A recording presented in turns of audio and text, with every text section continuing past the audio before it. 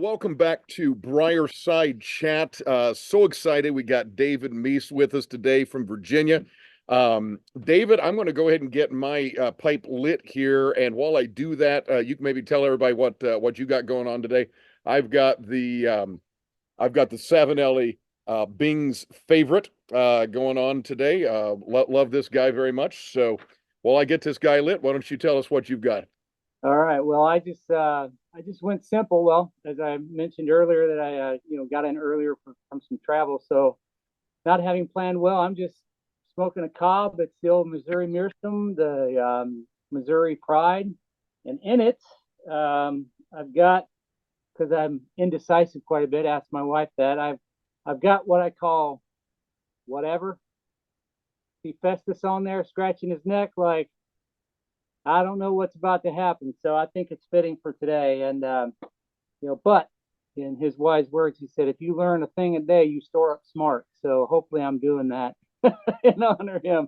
And then Man, whatever is just a combination of a bunch of experiments that I've done and thrown into a jar. And it is what it is. So that's what I've got going. I love it, man. You know what? One of these times, maybe I'll start asking people when we set these chats up what pipe they're going to smoke because the one Missouri Meerschaum I've got is exactly that one. It's a Missouri Pride. Mm. Uh, so boy, I should have maybe brought that one out today. So talk to us a little bit. You and I connected on YouTube. You'd made some comments on one of my videos, and that's how we kind of set this thing up. Tell us a little bit about your smoking journey. How long have you been into pipes? Oh, wow. So, yeah, we connected on YouTube. I saw a couple videos and was just so impressed with some of the things you were saying. I'm like, hey, we're about the same age, and I think you did a video on living history, and I do that as well. I'm in touch with a local reenactment group here in Virginia. You talked about a Mustang. I own a Mustang. You talk about hats, your kids, and it's cool just to have a chat with this guy. And then next thing you know, I made that, hey, appreciate your videos, keep them coming, and you threw out the opportunity, and I'm like, I almost said no because I was a little bit nervous. So I'm like, what am I going to say? But I thought about it. I'm like, no, you know what? I think I'll do that. So as far as pipes go, though, my earliest recollection was my dad. Everyone was about 10 or 11. He had a pipe for a while, but he snapped it off one day. He was a truck driver and was wheeling up the tires on the trailer and had it clenched in his teeth. And apparently the handle came around and caught him and didn't hit him in the face, but broke his pipe, and he never went back to it for whatever reason. Probably didn't have the means to buy another one. But so that's where it started. But really, I think what happened was, in my email to you, I retired in 2022 from almost 35 years of military service. I started at 17, had no idea what I was doing when I started. Young Army troop. I was in an infantry company for 9 years, as a rifleman. Then I guess got smart, joined the Air Force, and someone found out that I'd been in the Army for a while and asked if I'd be interested in going to officer candidate school. And anyway, so I did all that, and the next thing you know, I'm retiring after almost 35 years. And I'll just keep it as simple as possible because I know most viewers really may or may not be that interested. But it was a hard transition to civilian life, with everything that I carried with me and things I'd seen, deployed, things that Yeah. post traumatic stress and things like that. I used to blow it off, but after I retired that first year, my wife will tell you it was a very stark transition to the man that she knew. So anyway, I just started fumbling around one day after some texts with some of my brothers. We were talking about finally getting together. We've been talking about it for years, and they're more cigar folks. Okay. And I, okay, I know what I know, which is very little. And then one day I stumbled upon a video, which you probably heard this 1,000 times over, and it was Alan Harrelson. And his accent caught me off guard. I'm like, is this guy for real? So I sat for a minute, hold on, just don't go there. And so I started from the bottom end of his video list and started watching. I just got captivated. And I Yeah. started studying because I went, I minored in history as an undergrad. I went to grad school, didn't minor, I didn't, do anything history related then. And then I found out he was a historian. At the same time, I had decided, the going back to the grind that I once knew was not going to happen. Um, I had started, I'm in graduate school again. Here I am at 50. Hold on a minute. I'm 53, and I'm studying history at Liberty, and found out he's a professor at Liberty. And then I got really scared, like, oh my goodness, what if I come across this guy? He's going to think I'm the biggest knob there is. I don't know, but then I found out now he's not like that. And then so Right. I studied the pipe for about a year before I even picked one up. Wow. So here's what happened. That's almost a year ago. I thought, what am I doing? Uh, okay, this is interesting. Where's it going? I don't know. I started fooling around, blending up stuff like this and going like, only experienced people do that. And then I watched the video by Pallet and Piper. We Hmm. talked about codger blends. I'm like, oh my goodness, I've been doing that before I even knew what it was called, a codger blend. But anyway, where it happened for me was last August. Um, I was at a campground in Ohio near Steubenville with some friends, and they were going to gather for cigars. And I had my pipe along, but for some reason, it was one of those nights where things just weren't going well. My wife looked at me and says, "You're not doing okay, are you?" I said, "No, I'm not, and I don't know what I need to do, but just give me a minute." And so next thing you know, gentlemen started gathering, and before I know, there's like 30 other people on the walls. We're kind of doing this a little bit. Hope you don't mind me being transparent here, but I think it's important. Please. Yes. Please. So I sat down furthest away. My good friend sat next to me. He lit up his cigar, and from that point, I pulled out this pipe. It was this pipe, and I had a blend that I bought from a local tobacconist here. I don't. It's probably uh, it's a renamed blend of probably Lane's Berry Cherry or something. They call it Oregon Cherry. It's from Old Virginia Tobacco Company. I lit that thing, and the world stopped spinning in a good. I was attentive to everything that was going on, but the walls did this, and because I was focused on, I had learned everything I'd heard about, Tam, light, take a slow breath, don't freight train it, and it was just a surreal moment. And the next thing you know, I think that kind of snapped me out. My buddy goes, "Man, I could chew through that smoke right now. What do you got in there?" And I said, "Well, it's just tobacco."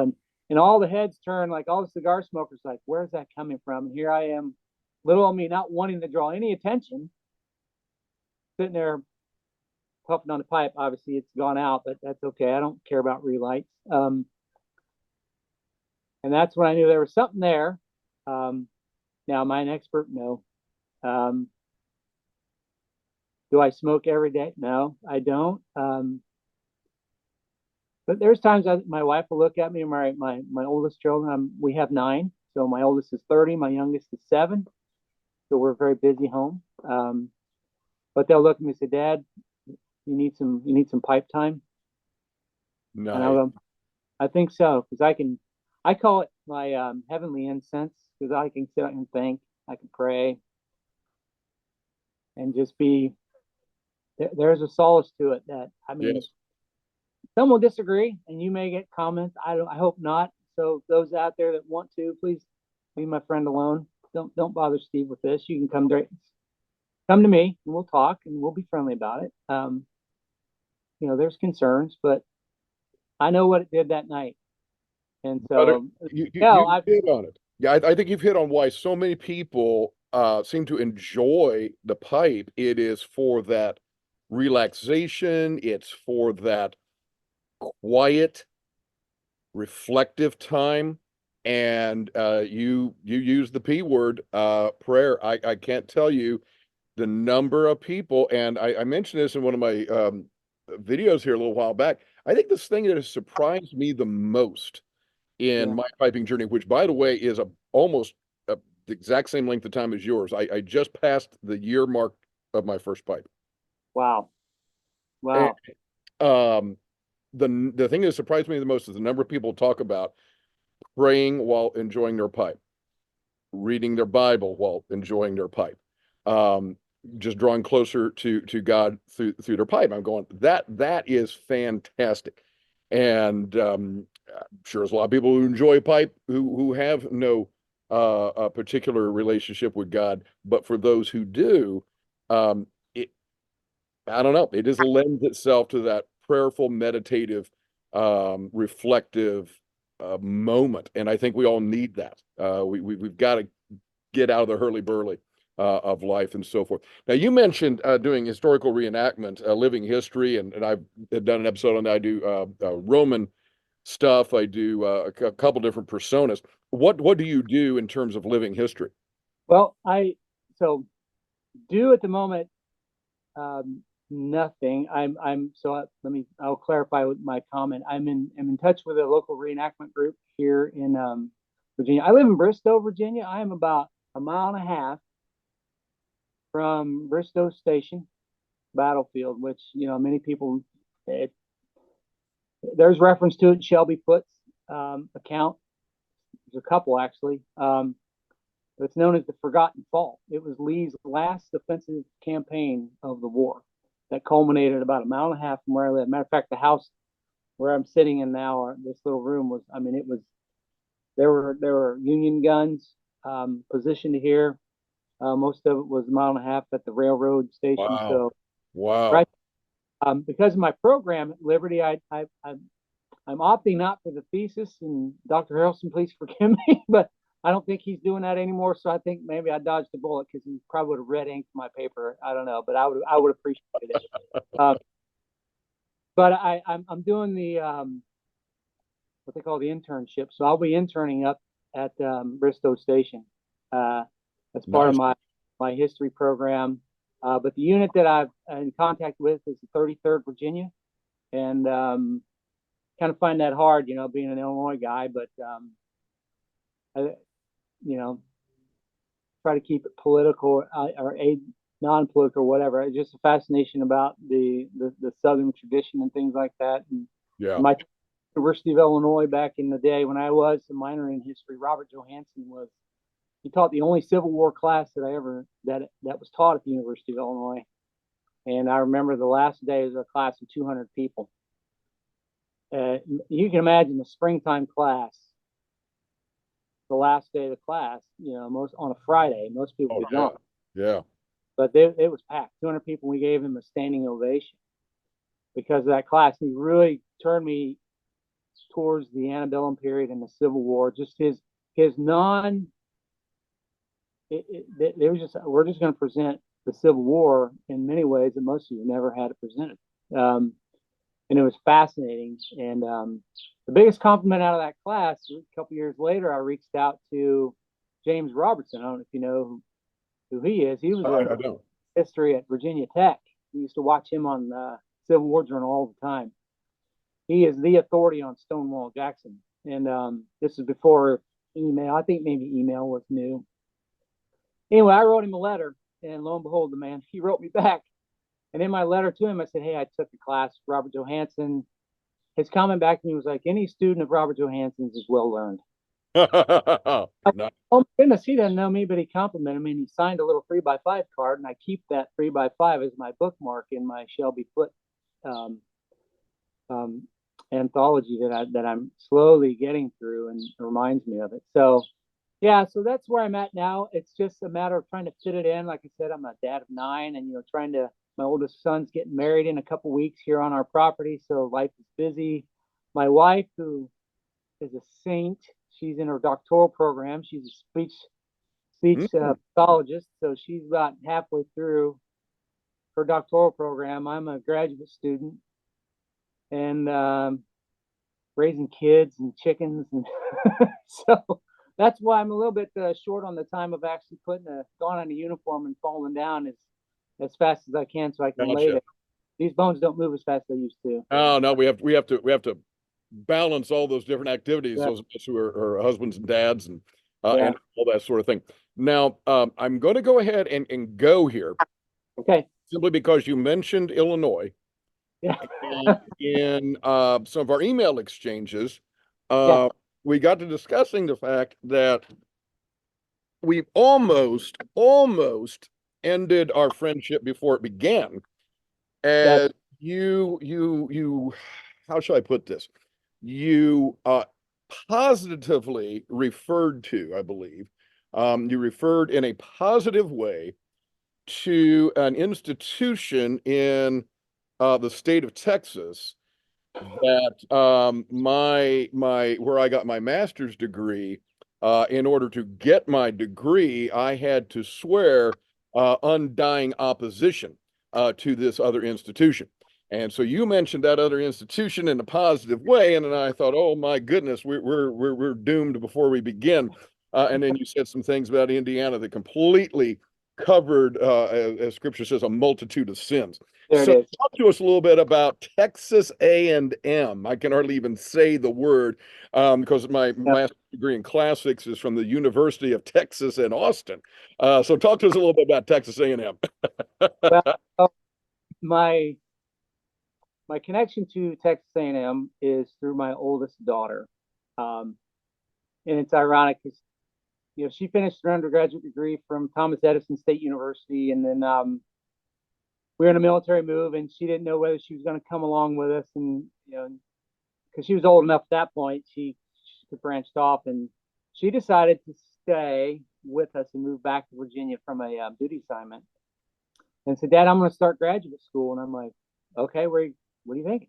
And she said, "I'm going to Texas A&M." Now, I don't know what the connection is. I guess I'm a bad dad for not asking her what it was. Here's what I think it was, because I graduated from my graduate program from the University of Tennessee in Knoxville. Go Vols, the real big orange. There's a goodness to all this, but anyway, let me hold on. So I think it may have been just from hanging out in an SEC country, and she just got hooked on the SEC thing, and There you go. maybe that's it. I don't know. And so I said, "Do your thing." And so Yeah. I think what sealed the deal is she bought tickets for us last year. A&M went to Tennessee and Knoxville when they played football. So for Christmas the year prior was 2 tickets for her and I to go to that game Oh, with how special. her, and it was fun. And my oldest son graduated from Liberty, so now we have that connection. Nice. University, and so yeah, that's where it goes. But in fairness, I mentioned some of the struggles I have, and I meet regularly with a wonderful gentleman who helps me. He's got a clinical doctorate in psychology from the University of Texas. So Hook 'em yeah, horns. he would find his way to your house right now, and I don't think he'd have any problem of chucking some stones at me through the video. But it is what it is. Going to the game, like you said, with your daughter, and I've mentioned it several times in my videos. My wife and I are both IU, Indiana University undergrads. Then she went to Southwest Texas State in San Marcos for her graduate work, and I went to University of Texas. But our children both are now Purdue University. Ew, that's what I heard. Yeah, our son just graduated from Purdue about a month or so ago, and our daughter will be a sophomore at Purdue this coming fall. And for me, I mean, come on, your undergrad, that's your alma mater, right? And Purdue and IU, that's like, again, Texas and A&M, or all the great rivalries. And for me to wear Purdue gear, I had so many of my buddies are like, I can't believe I never thought I'd see you wearing Purdue gear. And like I said, the love for my children, right, trumps all of that. I will wear Purdue gear unless they're playing IU. Then I bring out the IU gear and Oh we yeah, have great fun rivalry and yeah. that kind of stuff. Now, I do want to touch on something else you'd said in the email, some connection to Indiana you had, and especially one of our state parks. In fact, I think oh, well, it's one of my favorite state parks. It's certainly my favorite state park to hike, and Sure. at Turkey Run State Park. It's kind of central Indiana and slightly to the west in the state. Tell us a little bit about your connection with Indiana and Turkey Run State Park. So yeah, as I mentioned in my email, I grew up in just north of Champaign, in Champaign County, Illinois, in a small little farming town of Ludlow. Of course, went to University of my wife, um, and matter of fact, my in-laws, they still live in Danville, Illinois. So my wife's from Danville, and so, but not being that far, not a lot of big parks, in and around where I grew up. And I remember we would take school field trips over to Turkey Run. Oh, And school trips, really? yes, and Oh, then that's sweet. and in high school, when I went to Rantoul High School, home of former Chanute Air Force Base, that was the big place to go as kind of the day after the weekend of prom. A lot of the kids would go Oh, Turkey Run because it was a day of hike and it was relatively low cost. Um, and so that's where it just became. That's where we went. That was the closest, I guess, big park away from everything that we knew in and around East Central Illinois, there in Champaign County. So yeah, that's where we did a lot of trips. Had a brother. My brothers and I would go over there. Um, so that's our connection to Indiana. So when you were talking about that, it's like I can't remember the name of the place you go, but we would find places here in the Shenandoah. So another connection where your families would you just get away. And Christmas yeah, you talked about going to Disney World or whatever, and they're like yeah, disappointed to get to go to this park. yeah. We have a place over near Luray, which is here in the Shenandoah Valley at Christmas. And we did it for years with our children, and they look forward to it every year. We wouldn't even take presents on Christmas. It was just Okay. get away. You and I must be brothers from another mother. So on the southeast corner of Indiana is Clifty Falls State Park. It's Fifty right Falls. around our river, right by the little Indiana town of Madison. And years ago, my wife had found the state parks of Indiana were running a 2-for-1 deal where you got 2 nights for one during the Christmas holidays, basically after Christmas to New Year's. So we're like, hey, that'd be fun. Take the kids. And so we did that. Well, then we started going back and it became a family thing. And we have done it every year for I don't know how many years now. But the story I love to tell is years ago when the children were younger, we thought one year, hey, maybe we won't do gifts. We'll just take a bigger trip for Christmas, maybe go to Disney World. And the children had to have been, elementary to middle school kind of age. And we presented that to them, said, what do you think? And I kid you not, our two children both said, well, we'd still go to Clifty Falls Park, wouldn't we? And my wife and I laughed, like, no, if we go to Disney World, we're just going to Disney World. And they said no. They said no.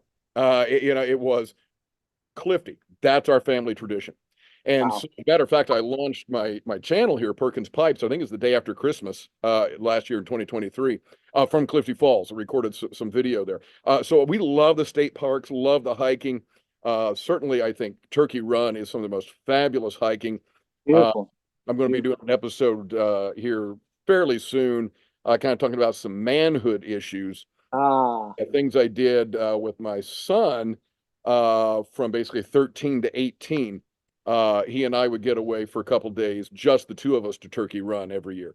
And as part of some real intentional stuff I was wanting to do to kind of build into him and guide him on that road to manhood. yeah. And oh my goodness, just the beauty You and struck a it chord.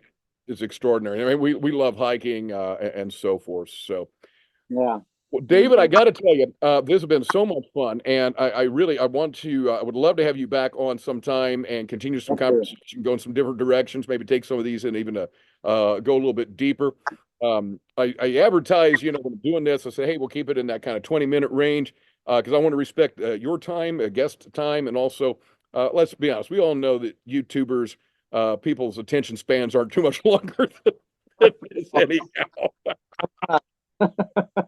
So, David Meece, Virginia, brother, loved having you on. Certainly, let's see that Missouri Pride there again. There it is, man. I think mine is a bent stem. You got the straight stem on there, Yeah. and I definitely want to get some more tops from They're all Missouri. Those are good pipes. So, very much enjoyed talking with you, and to everybody else out there, hey, if you'd like to be as cool as David and be on an episode of Briar-Side Chat, shoot me an email, perkinspipes@gmail.com. oh, Y'all have a hold on. great day. All right, you too. Before I go, I just go Illini. Oh, there it is. Go Illini. I love it. Gene Hackman, Hoosiers. Oh, there it is. Very nice. All right, brother. Well, we will be talking to you later. Bless you.